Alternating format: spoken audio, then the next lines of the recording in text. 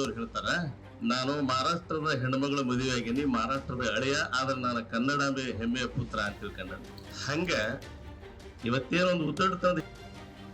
ಹಾಗೆ ನೋಡಿದ್ರೆ ಈ ಕಮಲ ಹಾಸನ್ ಮೂಲ ಕನ್ನಡಿಗರಿವರು, ಹಾಸನದವ್ರು ಇವರು, ಅಯ್ಯಂಗಾರಿ ಮಂದಿ ಹೊಡಿಯಲ್ಲ. ಹಂಗ ಬಜಿ ಒಳಗ ಮೆಣಸಿನಕಾಯಿ ಇಟ್ಟು ನಮ್ಮ ಬಾಯಿ ಹುರಿಸೋದು ಈ ಮಂದಿ ಒಂದ್ ಸ್ವಲ್ಪ ಬಹಳ ರುಚಿ.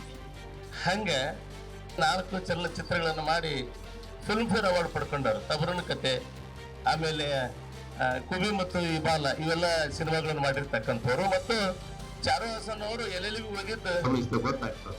ಪಾಟ್ಲಿ ಪುಟ್ಟಪ್ಪನವರು ಮೇಲಿನ ಮೇಲೆ ಈ ಮಾತುಗಳನ್ನ ಬಳಸ್ತಾ ಇದ್ದಾರೆ. ದುರ್ದೈವದ ಸಂಗತಿ 1975 ಸುಮಾರಿಗೆ ಇದರ ಒಳಗೆ ಕನ್ನಡದೊಳಗೆ ಸ್ಥಾನ ಕೊಟ್ಟವ್ರು ನಮ್ಮ ಚಲನಚಿತ್ರ ರಂಗದವರು. ತಪ್ಪಿದ ತಾಳ, ಮರಿಯಮ್ಮ ಡಾರ್ಲಿಂಗ್. ಎಷ್ಟು ಕೇದ್ ಅನಿಸ್ತದಂದ್ರ, ಇಲ್ಲಿಯರ ಒಬ್ಬರು ಕಂಡಕ್ಟರ್ ತಮಿಳ್ನಾಡು